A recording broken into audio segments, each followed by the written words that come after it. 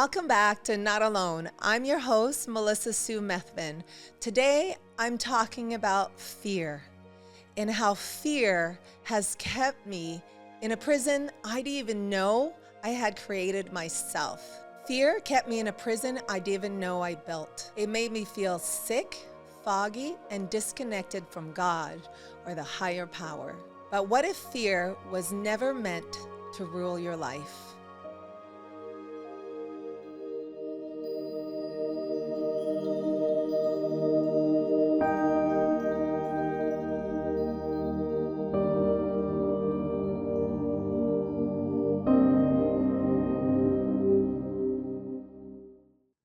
Today, I'm going to talk about how you can discern from fear-based decisions to intuitive decisions, God-led, or if you want to call it higher power, whatever resonates with you. But today, I'm going to give you tools where you know, are your decisions being fear-led, or are they clear, God-led decisions, your intuition? How do you know, and how do you find that clarity? Now, I've definitely made a lot of mistakes and ran through with my life fear-based decisions. I had created a prison for myself. I have lived in constant fear. I know how it feels like, and I know how your mind just spirals like you have no way out. I felt like there was no way out. I felt like, but that is the illusion. I've now learned I created all of that. I created that prison. I created that illusion. So now I'm here to share my wisdom as a friend, just how to get out of that prison. What's that first step? So many of us don't know how to get out of that situation, that environment that we know is toxic for us, but the what ifs. We sit in the what if, but how? So I'm here today to show you how to find some clarity, declutter the mind, the spirit, and live truly in a intuition-led based life. Trust me, I'm still learning. I'm still making mistakes, but I'm not calling them mistakes because this is why I'm here. I'm able to share from my experience where I made fear-based decisions and what happened to when I just trusted. For example, when I just trusted that Arizona was calling. Arizona was the place for me to move. So many people were confused as to why Arizona. I had lived in Alaska, in Wasilla, for 16 years. And when my husband died by suicide in March 2022, I thought I'd go back to living in Canada because that felt safe. I had friends, I had my mother, and I had family there. But something else was whispering. And it wasn't a loud whisper. It was a knowing that Arizona was calling. I knew nobody there. I couldn't answer the why. I just knew. And guess what I did? I've been in Arizona for 3 years now. And now I know why. I know why the opportunities that have been here for me are just far beyond what I could have ever imagined. So listen up today for this episode because I think so many of us are leading fear-based lives. And I'm going to share some tools where you can get out of that fear-based lifestyle that you're living right now. And it's probably spiraling and keeping you from feeling peace. I know how it feels to live in fear. When my husband was addicted to opiates, alcohol, and just numbing every single day, I just didn't want to see that truth. It felt uneasy, like a pit in my stomach. Every time he would come back home from work, I felt anxious. I kind of felt like I needed to tiptoe around. I never knew what kind of mood he'd be in or what he'd say in front of the kids. And I just felt his energy. It was just so dark. And I think it really affected my body. And how it affected it, it started in the gut. I know that's the number one place it started. And I truly feel that's because of fear. Fear can compromise your immune system, and that's where it all started. The more fear I felt, the more I had some gut issues. And at this time, always been working out 4 or 5 times a week. I eat very clean for the most part. I mean, I feel like I live a balanced life. I will also eat French fries, but I also eat clean and organic, and have a healthy lifestyle. I had such bad acid reflux to the point where I can only drink bone broth and eat crackers. Now, this was all fear-led and the anxiety that I've lived in. And a lot of it is because I had created this prison, my own prison. I didn't want to see the truth that I was living in, or I felt I had no control over it. I had approached my husband many times to seek help, or every time I would bring up that these medications are not helping him to get to the root cause of his ailments. Yes, maybe they were numbing the pain, the chronic pain, but why was the chronic pain there? We needed to get to the root cause. And instead of him grinding day to day in his work, instead of getting into the root cause, it just spiraled into more addictions, more numbing, and never getting to the root cause. Then I felt hopeless as a wife, sitting there seeing the spiral happen in a toxic environment and seeing how my kids are starting to see what's happening to dad as well. So I could see not only it was affecting me, it was affecting my children, because they felt sad to see dad like this and seeing him drunk and falling over when we're out in public, at hotels where he has to be carried by strangers. I was seeing that something needed to happen, but I felt like I didn't know what was that next step. And now I know why, because when you're living in so much fear and suppression of these emotions and not willing to see your truth, it affects your gut. So with your gut health, it causes inflammation. And that inflammation, there's a gut-brain connection. So it caused some brain fog. So that's why it was so hard for me to see that next step, or causing that prison for myself. That next step, I kept on spiraling in, well, how am I going to afford housing? Where am I going to find a place for us to live? What if my husband gets custody and my kids has to spend a week with him and a week with me? That gave me so much anxiety, not having that control for that week that my kids will be with their father. So I started spiraling in the what ifs. And I think we often do that when maybe my knowing was, I need to remove myself from this environment and my children. I had already established some boundaries. I've asked for him to seek help. I've asked that we seek help together, marriage counseling. There was just always these roadblocks. So what do you do next when your loved one is not willing to see their own truth and grow?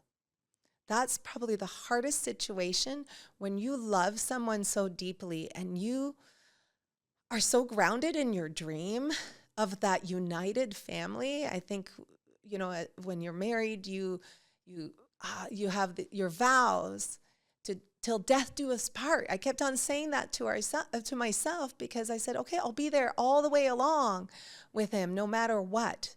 What does he need? But I kept on coming to a roadblock, and I didn't know what else to do other than possibly leaving myself. But that was so scary.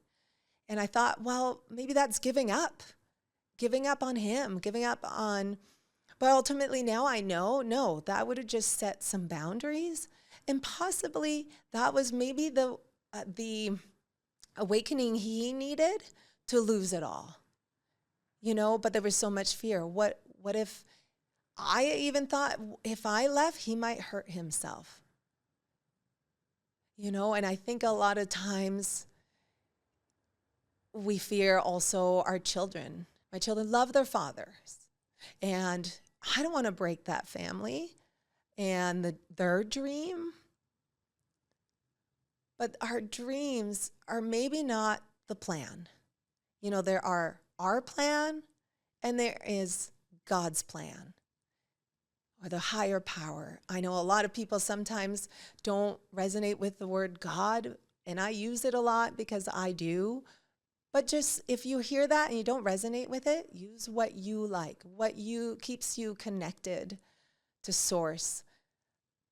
And I just want for you to lead a life out of fear, because fear also started getting me sick. Not only did it started with my gut, whereas I was seeing a naturopath, I went to see doctors, I even went to see an ENT, because at one point I was sounding like a smoker. My throat was kind of on fire, and I had a really raspy voice.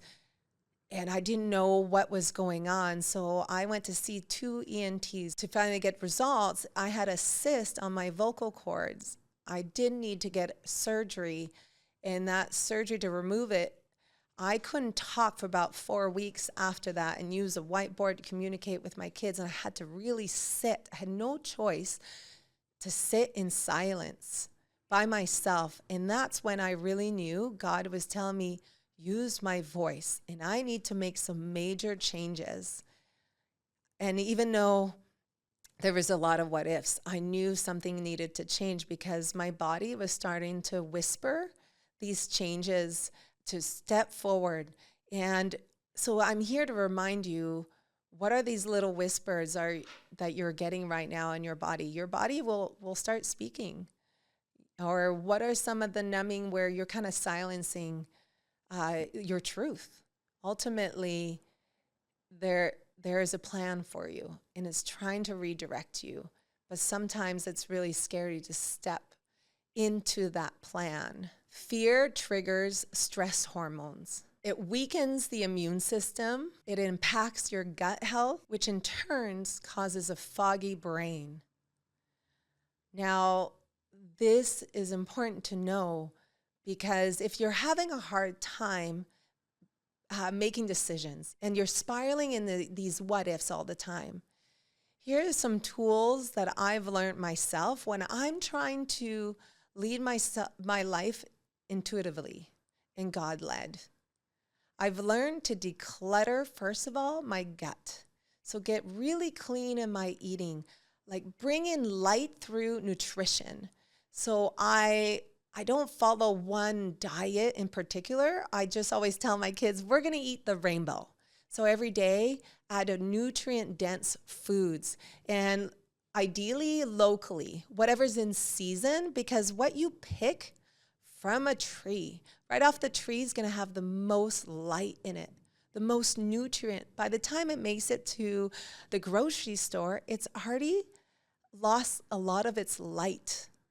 So nutrition, I really try to find things that are from our local farms, ideally. And I know how hard that is, or even try growing your own. I know in Alaska, I even had a greenhouse and try to grow what I could, in such a short season, but how important that is, and how also not bringing light into your nutrition is the way you cook it too, with love. Put on some music, make it fun. I know so many don't like cooking, but find a way where you can find joy in it. And maybe that's just putting on some music that makes you dance while you're cooking, or singing, or make it a family affair. Maybe involve your kids. Make them decide a meal once a week. And then try as much as you can to have meals together. Because when I have a full table filled with my family and friends, it brings us so much joy. I love seeing all the conversations that is being led while we're enjoying a meal that we all enjoy and love. Like for me, that's so rewarding when I've cooked a meal that I know everyone is just loving, and they're like, wow, that's delicious. And everyone's having fun and joy, that brings in light too. And it's not so much sometimes the health of it, it's the way we eat it. And I'm also to have just a spiritual practice before your meal as well. However you do it, just bless that food, bless the people around you, and really savor each bite, because that will bring in light into your body. Nutrition is so key to a clear mind and to remove toxins. You know, my children now, I love that they're advocate in teaching their other friends to ask, does it have dye in it? Does it have seed oils? Because they know how it makes them feel after they've eaten that. And if we want a clear mind, we have to have a clear gut. So, and it all starts with nutrition, but also your environment. Your environment, like I mentioned, fear will weaken your immune system and your gut. So if you are living in fear, if you're around people, you know how it feels. Someone comes into the room and instantly your gut just strickens. You're like, oh, get a little pit in your gut, because it creates that fear, that environment. You have a hard time digesting food. You'll have a hard time bringing in nutrients. Now, this is very important to start documenting. Start writing that down. When those people are around you, how does your body feel? Are you feeling anxious, fearful? Are you feeling like you've got a pit in your gut? Start noticing. And then when they are away, let's say you've gone on a trip by yourself and you're removed from your environment at home. Are you feeling this peace, this calm, this joy? Your body feels safe now, and it can feel. Now start listening to those clues, because I had that. I remember a couple years before my husband passed, and I had gone on a work trip, and I was like, wow, I feel kind of calm and alive. And it had been a while since I had left my children, and because that gave me anxiety as well, to leave my children with my husband at the time, the state that he was in. But I felt this peace and this calm. So I knew this environment I was in was toxic, and I had to change. And I wish I would have said, yeah, I was brave enough to leave and to make those first steps, but I wasn't. So I know the feeling of feeling in a prison. And now, but I also know after my husband passed, and I could have still feel in that prison of the what ifs. How am I going to make it now? What am I going to do? But I actually started trusting more, trusting my intuition. I've always been a very intuitive person, but I haven't always been aligned with my intuition. So I'm learning even more so to just trust and say yes and step into it. And the more that I do, the more I see the miracles. All those what ifs that I had, it just gets answered because I'm going in the path I'm supposed to go. So many doors opened once I moved to Arizona, but that's because I stepped into that unknown.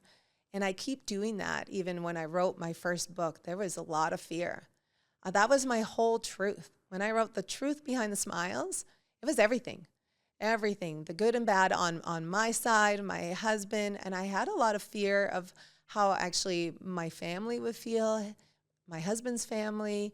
And I know one day my children will read it as well. So I was mindful of that. But also, I know by hiding the truth, it will not help my children in the long run. So for them to know the whole truth as well will help them have a better understanding for their own life and where Dad was at and where I was at, living in that fear as well, because all that suppression gave me so much anxiety and anger as well, these anger outbursts. That wasn't me.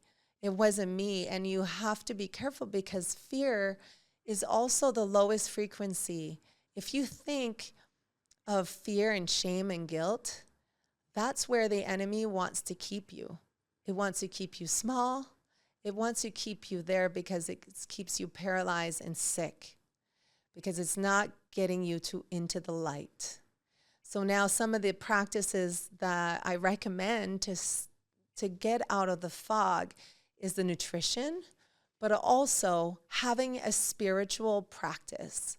So finding a way for you, if it's prayer time, meditation, even journaling. Journaling, I find writing is so healing. It's releasing it.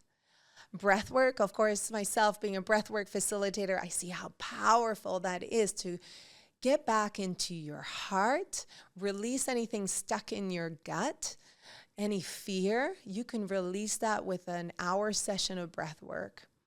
And I see the power of releasing fear through breathwork. But these practices doesn't have to be long.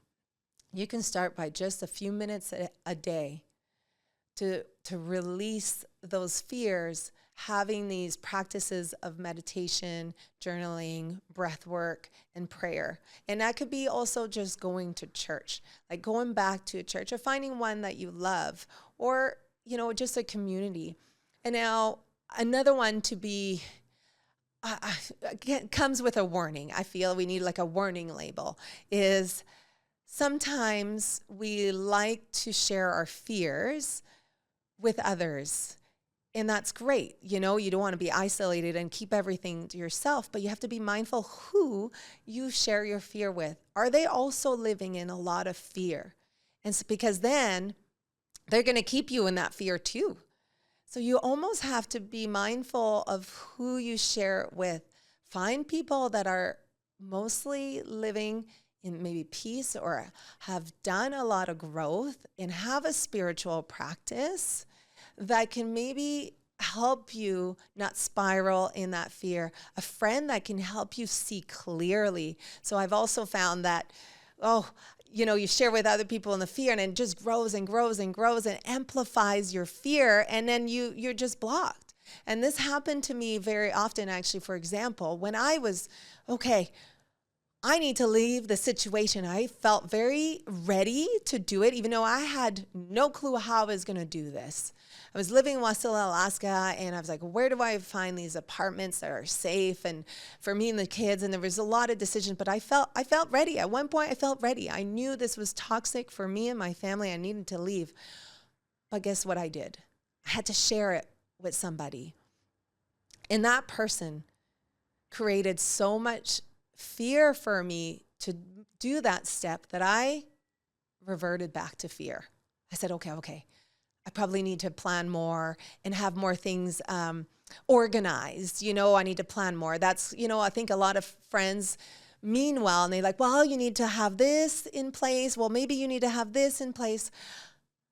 But I'm saying right now, yes, to some degree, maybe, start saving some money or stuff, maybe seeing, if you're leaving a relationship, a marriage, maybe get an idea from a lawyer, but maybe not, right? Because as you step into that first step, those things would unveil. Just first of all, remove the veil, see your truth, and step into it with confidence. But that takes clarity and a clear mind. And a lot of it is removing the toxins from your body. What's fogging up your mind? Okay, I love a glass of wine, but I knew when my husband passed to avoid alcohol because I know how that feels the next day. Even if I have one or two glasses, I'm a little bit foggy the next day. I'm a little bit off, and so I knew to avoid that. I wanted a clear mind. I had started a breathwork practice, so I would download on Spotify or YouTube some breathwork techniques or meditation, some prayers. I would go to church with my children, even though I still remember how hard that was for my kids to step into church after their father died. We lived in a very small community, so everybody knew us, everybody knew the story. And I think that was really overwhelming for my kids, but I know I needed the community, I needed church, but I still remember standing in the hall, stepping into the church, and my daughter was just overwhelming. And I think because it was hard to feel in front of people. They didn't want to cry in front of people. because my whole family, we had learned to hide behind our smiles. So crying in front of people was really uncomfortable. Uh, but the lesson there is that it was okay to cry in front of people, and it was a safe place for us, and it was a wonderful community. Another excellent tool, and one that I love most to do with my family, is to spend time in nature. Nature is always calling me. The mountains, especially in Alaska, when I live in Alaska and British Columbia, the mountains were always calling. I'm a big hiker, and I love a tough hike. I still remember after the first year losing my husband, we were visiting in Alaska for Father's Day, and Father's Day was heavy. The first of everything. The first year is so heavy, especially on certain dates. And I remember being in Seward, Alaska, and we had our lovely friends there who are avid hikers as well. They were about to hike Mount Marathon, which, if anyone knows, is a very, very tough hike. People fly from all over the world once a year for 4th of July to hike this hike. They'll fly in, but you have to qualify for it. Well, that hike was calling me, and it was really tough. It was probably a 5-hour hike, and we got to the peak, and there was still snow, and this was in June. And some of the hike down was on our butts, down the shale. We had gloves on. I mean, it was the toughest hike ever. But what it showed my kids, I mean, I know my daughter, she was complaining. She did not like me. She hated me all the way through. And luckily for my friends and their kids supporting us all the way through, once we got to the peak, the joy that my kids felt. And at the time, they were only, 7 and 9 years old, and they hiked Mount Marathon. Not a lot of 7 and 9-year-old kids have done that. They felt so proud of themselves. And once again, I was there to prove to them they can do hard things.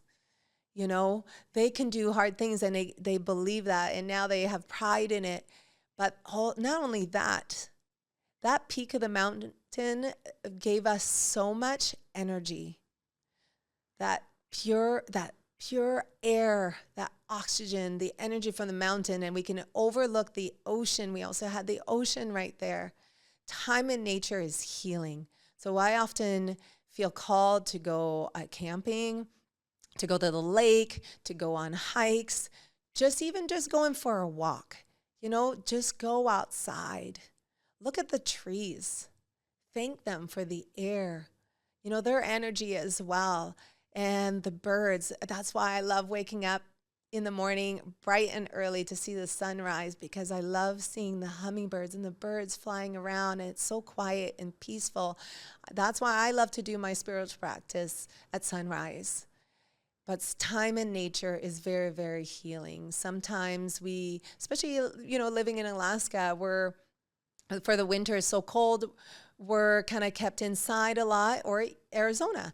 When it's so hot, we're kept inside. I feel it when I'm like, okay, we've been inside way too long. I feel cooped up. We need to go find some time in nature. So whatever that is, make time for it for your family, because you'll feel refreshed. You'll feel just energized. Sometimes we take road trips to California to swim in the ocean. There's something so healing to be by the ocean and to swim in there.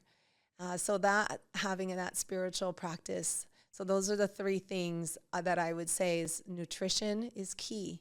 Just making some tweaks in your nutrition to declutter the gut, to heal your gut, because that'll help with the brain fog. Because the brain fog, I know actually I had done a brain scan on my son with Dr. Amon's clinic, and it showed that the amygdala had a lot of inflammation. Well, guess what? The amygdala is where the fight and flight section of your brain is. So my son was living in so much fear that he had lost his father, fear that he might lose me now, because he saw how quickly he lost his dad. There was no signs, nothing at all.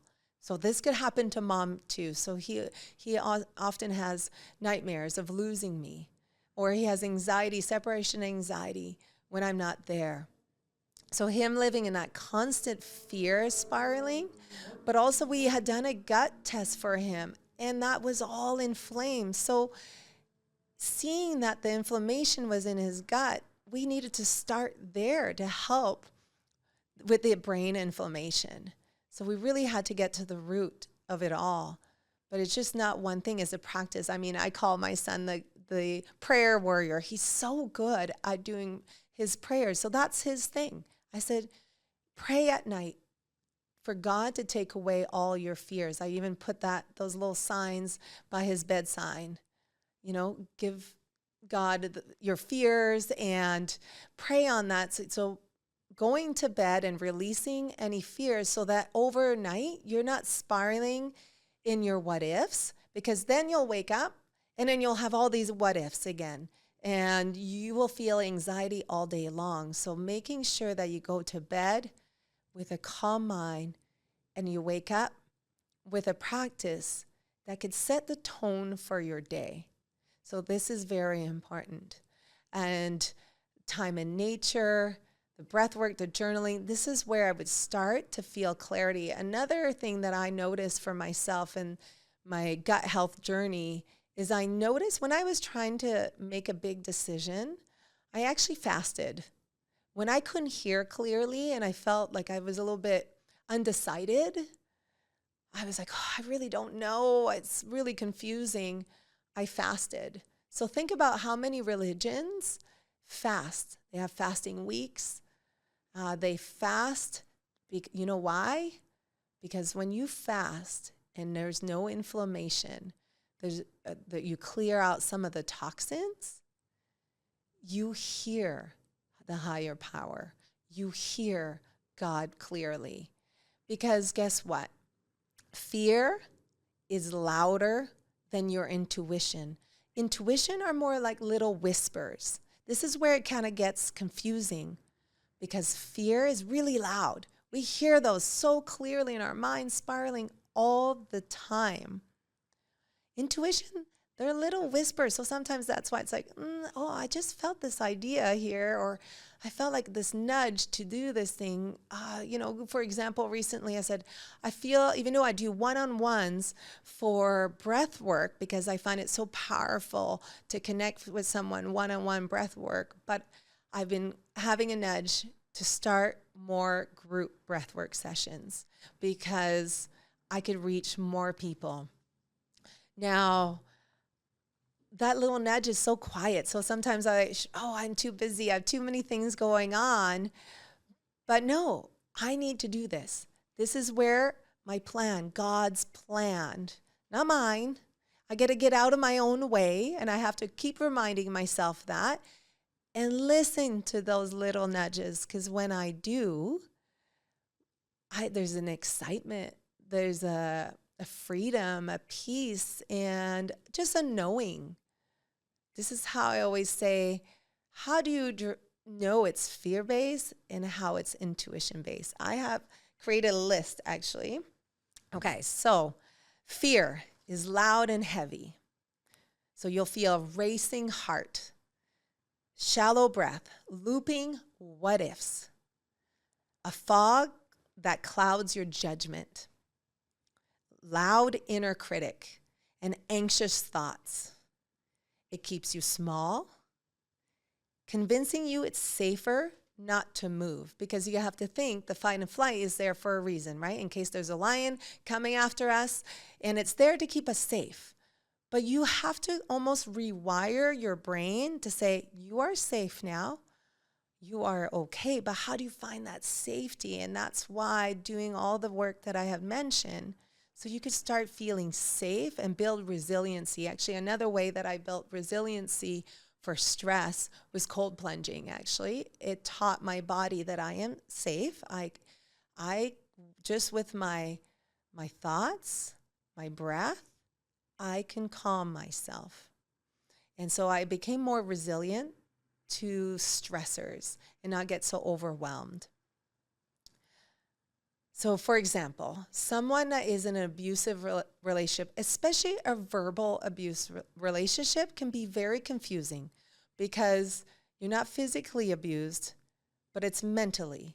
abusive. So it's hard to, am I really in an abusive relationship? It really plays with your mind. It keeps you small, and they start controlling you more and more because it keeps you small and keeps you in fear and keeps you like you're in the wrong. You're always doing everything wrong. So think of someone that's always in mental abuse and being kept small. Now it will affect their gut, and more clouding will happen in their mind. And that's why they can't make the judgment to leave. Like, this is a toxic environment. So this is why it's so hard to see clearly. But mental abuse, it comes in this form. For example, maybe a significant other takes full control of finances because they're trying to keep you trapped. Like, you have no other choice to stay, because how are you going to leave? How are you going to afford housing for you and your family, or just for yourself? You know, you have no money coming in. So how are you going to do that? So the more they keep control, the more it keeps you trapped and you feel in that prison. So that's where the confusion happens, you know, in that fog and that constant spiraling. And it's so hard to really see that is truly abuse as well.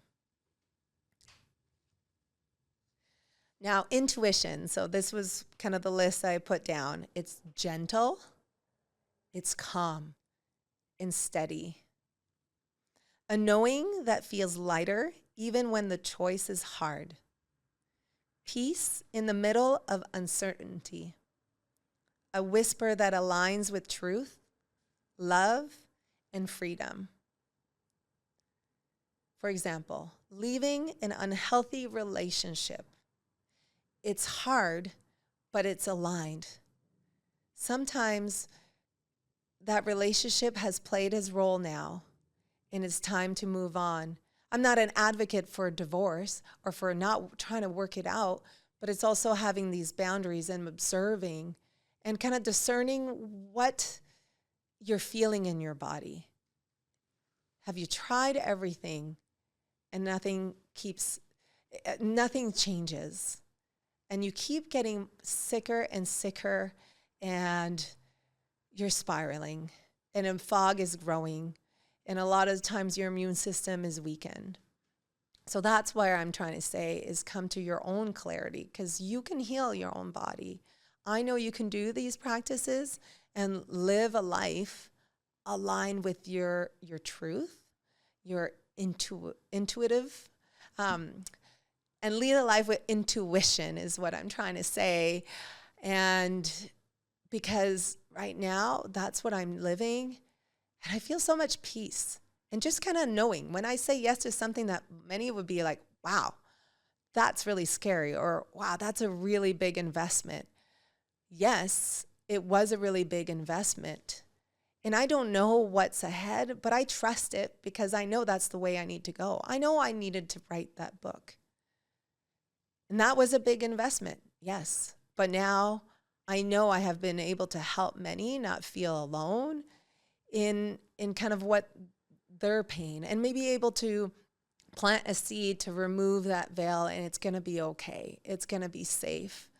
And there are resources out there. Of course, therapy is major. I have done many modalities of therapy. I love all the therapists that I've had along the way, where they can help you remove that veil and find clarity. So for me, it was really important to find one that had a faith base as well, so they can blend both. Because I'm always, for me, it's about blending Western medicine and Eastern medicine, using both, not one or the other, but just a blend. So, I'm an advocate for getting to the root cause and feeling your emotions and having someone help you process all that and shift your perspective. Also, rewiring your brain is so important. Repatterning your old patterns, your old beliefs that you from a young age, that was the patterns that was brought on from your families or generational. So a lot of tools that I've had guests on that talk about EMDR, parts work. There's a lot of different practices. The inner child work is so powerful. So I'm a big advocate to finding the right person. And I always say, just pray on it. Ask who that person may be, because that's what I did when I moved to Arizona. I really wanted to find the right person for me. I know I was ready for growth and I needed help. So I just prayed on it, and I just was shocked how I even found my therapist. And I actually found her at a nail salon because I had broken a nail, but she happened to sit right beside me. No coincidence there. There, I'm always thanking God, thank you. I see your miracles and who you align me with. And these synchronicities I see happen in my life almost daily. The more that I do my spiritual practices, I'm more aligned. I see the synchronicities and I see the signs as to where I need to go when I'm not clear. But trust me, I'm still making mistakes. Actually, in fact, this summer I made a huge mistake and made a choice out of fear. At the time, I was actually confused. I thought, no, this is my intuition. But now that I see so clearly that, I had shared and it shared with so many that we were all in fear, and it was all fear-led. So I have to discern now myself. But again, that was a teachable moment. I always say that with my kids. Oh, well, this conflict happened as a teachable moment, is to discern, take time to really see, is this a fear-led decision or is it an intuitive-led decision? So use these tools. And also, if you are wanting to practice breath work, I do them virtually or in person if you are in Arizona. And you can find me at melissagratitude.life. I'm happy to schedule that, because I know with breath work can really connect to remove these armors that we put on ourselves for safety, oftentimes over our hearts, and how breath can get us back to our home, to remember why we are here and what is the next steps. So I'm just here sharing my heart as to my own wisdom of living in fear and how it made me so sick. And I do talk about it in my book as well, that journey. There were so many signs from getting MRIs and seeing these ailments occur, but luckily none of it was long term. So I'm begging you right now, don't wait till those whispers are really, really loud where you get really sick. Start listening to the quiet whispers, those little nudges, and quiet the fear. Sending you love, and share this episode with anyone you know might touch their heart and help them take on that next step without fear and trusting God. Actually, I want to read one scripture before we leave here today. One thing too, I always tell my kids this, is that, do you know how often in the Bible they say, do not fear? I always tell my kids this, 365 times. That is for every day of the year. So this is how important, and this is not only in the Bible, the different religions talk about fear as attachments and letting go of these attachments. So I just want to share, actually, I was really curious on ChatGPT. I had asked from different religions, different scriptures, how they integrate fear.